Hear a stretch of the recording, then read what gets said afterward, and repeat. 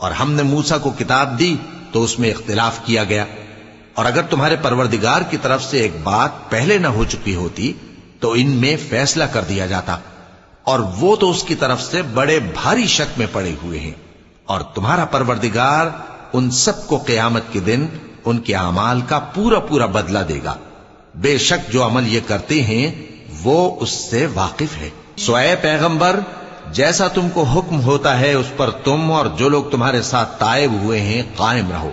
اور حد سے تجاوز نہ کرنا، وہ تمہارے سب اعمال کو دیکھ رہا ہے۔ اور مسلمانوں، جو لوگ ظالم ہیں ان کی طرف مائل نہ ہونا، نہیں تو تمہیں بھی دوزخ کی آگ آ لپٹے گی، اور اللہ کے سوا تمہارے کوئی دوست نہیں ہوں گے، پھر تمہیں کوئی مدد بھی نہ ملے گی۔ اور دن کے دونوں سروں یعنی صبح اور شام کے اوقات میں اور رات کی چند ساعتوں میں نماز پڑھا کرو، کچھ شک نہیں کہ نیکیاں گناہوں کو دور